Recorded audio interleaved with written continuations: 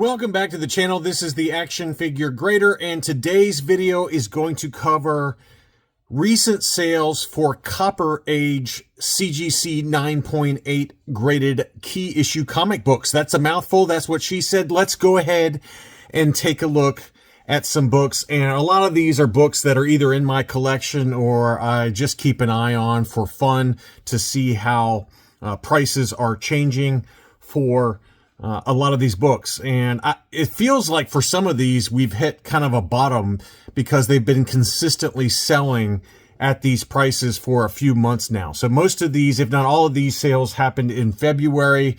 And so you got some really good recent data for Copper Age books from about the mid 1980s to 1990, 1991 timeframe. All right, let's start off with some Spider-Man books. First, we've got ASM number 252 in a newsstand edition. This one obviously is the first appearance of the black costume tied with Marvel Team Up number 141, which I'll also have in this video a little bit later on. But this was a newsstand edition, and this one sold for $1,600, which kind of going back to the thesis for what I was talking about to start the video, I bought this book probably about a year and a half ago in a newsstand, ASM 252 in a 9.8, and I paid $1,500 from a seller on Instagram. So this one sold at $1,600, seems to be kind of consistently riding that mid $1,500, $1,600 price point. Here is a direct edition of ASM number 300, obviously the origin and first appearance of Venom in comics. We had Venom 3 come and go. I haven't bothered to watch it, and I probably won't, to be honest with you. It looks pretty terrible. But this book is one that's been kind of all over the map, and it still is. A lot of it's tied to how clean the strike is, how well it's centered. Usually, if you look at the 300s on the right-hand side, if they're nicely lined up like this one, like this particular copy is, that tends to get a little bit of a premium here and there. This one sold in a buy it now for $3,500, which I would argue is pretty high. I've seen them sell on Comic Link in the high twos, you know, $2,700, $2,800. And again, a lot of it does depend on how well it's centered and how pretty the colors are and all those kind of things. If you look at the foot, the blue foot for Spider-Man, oftentimes the color strike on that has a little bit of a whitewash to it and doesn't look as clean. So there's a lot of factors that do go in to the price point for ASM 300 in particular in a direct edition. But this one did sell for $3,500. But to me, I would try to aim for an auction and aim for under $3,000 right now. It got down into the $2,400, $2,500 price point, and then it's been kind of creeping back up again slowly. Next up was a signed edition of ASM 300. This one was signed by Todd McFarlane. That one sold for $3,800. And even this price point is a little bit high. I think if you're patient and you really kind of do your research and look at not only eBay, but elsewhere, all of the other different spots that we know and love that sell CGC graded comics, I think you can probably get this one for maybe $3,500 or under. But that one was certainly a nice copy, really deep, rich colors on that one, so I can understand the appeal for paying that price. ASM number 316 is one that is dropping, and it continues to drop if you're looking for the direct edition. So this is kind of really the first full appearance of Venom on a cover. He had, I think it was ASM 3... I can't remember the number now, 315 or so, that where it just shows his head. But this is really the first time you see Venom in all of his glory. And it's a pretty famous Todd McFarlane cover. And in a direct edition, it was going for a while for around $500, but this one in an auction sold for $356, which is a really cheap price. If you can get it for that price, that's a good deal in my mind for a pretty timeless cover, in my opinion. Next up, kind of a secondary key, but this is a pretty famous John Byrne cover for Spectacular Spider-Man number 101. This was a newsstand edition and sold for big money, $770. It's an all black and white cover, kind of tough to find in a newsstand edition, and that one did sell in a buy it now for $7.70. I do like that cover a lot, although it's kind of a weird pose for Spider-Man. But that harder to find newsstand from 1985, someone pulled the trigger at $770. As I mentioned, Marvel Team Up number 141. So this is a pretty big book, and that one sold for $625. So that one was a direct edition, $625 for Marvel Team Up number 141, which is tied with ASM 252 for the first full appearance of the black costume. They came out about the same time. And I don't like this cover as much, and it doesn't sell for as much as ASM 252. Next up is Secret Wars number 8. This is the origin of the alien symbiote that eventually becomes Venom. And another pretty famous cover from Mike Zeck and John Beatty. And that one sold for $421 in an auction for the direct edition. I've got a newsstand edition for that book, and that you can probably, I'd say maybe double that price, maybe a little bit less for Secret Wars number 8 in a newsstand. Web of Spider-Man number 32 is another book that's held up very well. This is a pretty famous storyline involving Kraven, and it's a really great cover by Mike Zeck. And I paid, I think, $285 for my copy about a year ago, and it was also a direct edition, but it's a great cover. I love the centering and the kind of perspective for this cover. I always loved it, and I finally did buy it last year. And this one sold for $310. I found another sale at $300 even. So that book has held up pretty well and seems to be consistently riding about the $300 to $310 price point. Next up, this one kind of is considered what ushered in the Copper Age for comics, even though it kind of came out in 1986, which is technically a couple of years after. People consider the Copper Age really starting around 1984. I really consider it to start with this book. This is a pretty famous storyline from Frank Miller, Dark Knight Returns number 1, and in a 9.8 with white pages, this one sold for $725. That's about the going rate. They kind of go from $700 to $800 for The Dark Knight Returns number 1. You got to be careful with this book. There's a lot of scuffing. It's really easy to get scuffs on the front or the back of this book. So really zoom in on the photos, pull it up on the CGC website for nice high resolution scans for recently graded copies, and make sure that the book doesn't have a lot of scuffs, because that book is like the most notorious book for easily getting scuffs. But it's a great cover, and this is one I do have in my own collection.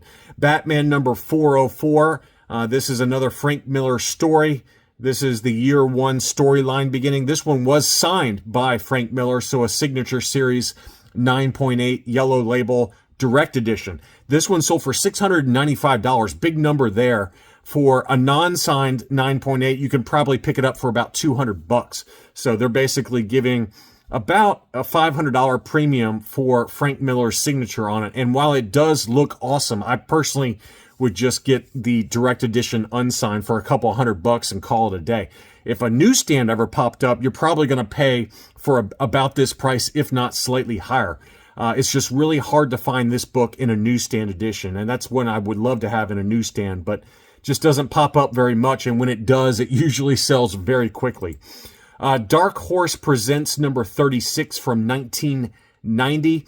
This has got a black cover. It's got a great cover. It's the first appearance of Aliens versus Predator. And there's 2 different cover variations. This is the preferred cover for Dark Horse Presents number 36. And it usually sells for a slight premium versus the cover B. But that's a great looking cover, and Alien versus Predator is not going anywhere. They have another, apparently, I don't know if this is true, but apparently they have another another Predator movie coming out called Predator Borderlands that's set to come out in the next couple of years. And Arnold Schwarzenegger apparently has made it known he would love to appear in that movie to kind of reprise his role from the original Predator movie. So we'll see if that happens or not, but that was the latest rumor that I saw. And I don't know if aliens will appear in it, but certainly Predator, like the Prey movie, I don't know if you saw that movie. That was a really good movie. It was kind of a prequel. Very, very good movie. and worth watching if you have streaming services. But $2.19 for this one. Again, it's got a black cover. It's fairly low census count because it's got a fairly low print count. But that one did sell for $2.19. Next up, a newsstand edition of Incredible Hulk number 340. A little bit tougher to find in a newsstand. From 1988, this is Hulk versus Wolverine, the second time they've ever fought. A pretty timeless Todd McFarlane cover. And this one sold in an auction for $28.05. That's a pretty good price. If you can get it for that price, that's about where they go. They were consistently a year and a half ago over $3,000.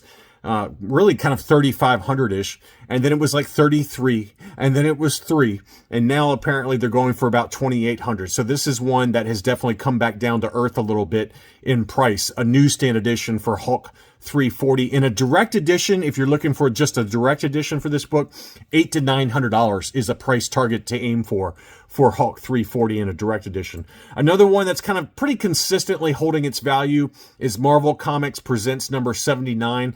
This is kind of the origin story for Weapon X / Wolverine. Really, Marvel Comics Presents number 72 is the first start of that storyline, but this is the preferred cover. This is a pretty awesome cover from John Byrne, and I found two different data points. One of them in an auction at $260, and this one sold for $290. And to me, if you can pick it up for that price point, I would grab one. It's not got the largest census count, although it has moved up recently because of the Deadpool versus Wolverine movie. A lot of people submitted this book, so there are a lot more 9.8s than where this book was about a year and a half ago. But I love this cover. I just think it's an awesome Weapon X cover for Wolverine. And if you can get it in that $260 to $290 price point, I would grab a copy. That's a really awesome book. Next up, I've got a couple of New Mutants books, and we obviously know which two I'm going to be talking about. New Mutants number 87 and New Mutants number 98. So this was a newsstand edition for New Mutants 87. This is the first appearance of Cable in comics. He did not show up. Josh Brolin did not reprise his role in the Deadpool versus Wolverine movie. But this is a pretty awesome cover and the harder to find newsstand from 1990. By 1990s, the newsstands were very tough to find. And as a result, you got to pay quite a bit more for a newsstand edition of this book versus a direct edition. For the direct edition, you're probably talking in the neighborhood of $400. The newsstand edition, this one sold for $10.50. And this one, the newsstand edition for New Mutants 87 has held up a lot better than the direct edition. There's a ton of direct editions out there. So if you like Cable or you like the New Mutants line and you don't want to spend $10.50, just get the direct edition. But just be aware that there are a ton of them on the census versus the newsstand edition. So you're going to pay a lot less, but in terms of maybe the investment potential for it, this book's going to hold up quite a bit better. And the same thing really goes for New Mutants 98, obviously the first appearance of Deadpool in comics. The direct edition is very plentiful.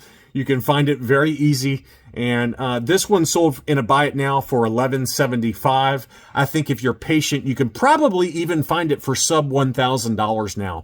There's just so many copies of this book on the census that I think you can probably wait for an auction, either on Comic Link or any of the other auction houses, and get it for sub $1,000. And it pretty consistently sells on Comic Link almost every single month, and it's usually for $1,000 or less. It depends on the centering and things like that, but this one was freshly graded and somebody paid up a little bit for $11.75. And then the newsstand edition, this was an old case newsstand edition. This one sold for $18.75.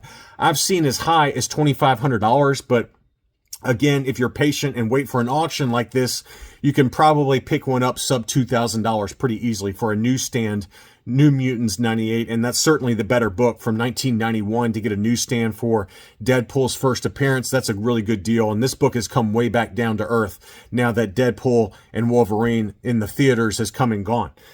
Next up, we've got a Wolverine number 8. This is a book that's held up very well. Even in a direct edition, $300 has been the consistent sales price for a few months now. It's a pretty timeless cover that shows Hulk as Joe Fixit along with Wolverine in that classic tuxedo. This is one I don't have. I would like to get it at some point, but that's a really nice book. In a newsstand, you're going to be paying a little bit more for it, obviously, because it's from the late 1980s. I would guess $650 to $700 for a newsstand, although I did not look it up on Go Collect's fair market value. But for a direct edition for Wolverine number 8, pay about $300 or so. Next up, I've got a couple of Teenage Mutant Ninja Turtle books that I wanted to show you. This was a big one. This was Teenage Mutant Ninja Turtles number 2 in a CGC 9.8. Now, it was off-white to white pages, but this is the first appearance of April O'Neil. And it's a very big book, and it's a very expensive book, and it sold for $3,200. So April O'Neil, obviously, she's one of the main characters from TMNT, and $3,200 was the sales price on that in a buy it now. For those of us that are maybe on a little bit more realistic of a budget, instead, maybe take a look at Teenage Mutant Ninja Turtles Adventures number 1. And that's the first appearance of Krang, Bebop, and Rocksteady, 3 main villains. It's a really great cover. Actually, a better cover, in my opinion, than TMNT number 2. And it's very affordable because it's readily available in a 9.8. This one sold in an auction for $304. That's come back down a little bit. In a newsstand edition, you're going to pay a little bit more. You're probably going to pay $600 to $700 at least. And again, I did not look it up to see where it's been selling recently, but it does sell for quite a bit more in a newsstand edition because it's a late 1980s book. But that's a good alternative if you don't want to spend the big boy money on TMNT number 1 or number 2 in whatever printing is out there. So that's a pretty good book. Next up, I've got a newsstand edition of Uncanny X-Men number 266, the first full appearance of Gambit. Obviously, Gambit had a really nice cameo appearance in Deadpool and Wolverine, played by Channing Tatum. It was kind of a goofy appearance, but he kind of overpronounced the Cajun kind of accent. But this book has been selling pretty well and very, very expensively. $17.50 for a newsstand edition of X-Men number 266. And then here was another one that was a CBCS 9.8 that sold at auction. And that one sold for $10.11. So a huge price difference looking at a newsstand CGC 9.8 versus a newsstand CBCS 9.8. $1,011 versus $1,750. You're talking about almost a 70% premium for the newsstand in a CGC 9.8. And again, this was a buy it now, in all fairness, versus an auction. I think in an auction, you probably get it for sub $1,600, maybe $1,650, but I bet you can probably be patient and get it for $1,500-ish. But that's still a massive premium when you think about it versus a CBCS 9.8, and that's just the way it goes. The market has basically spoken that CGC 9.8s are worth a lot more for some of these big books. So anyway, I hope you enjoyed this look at recent sales for Copper Age CGC 9.8 graded comic books. Thank you as always for watching, and I'll be back soon.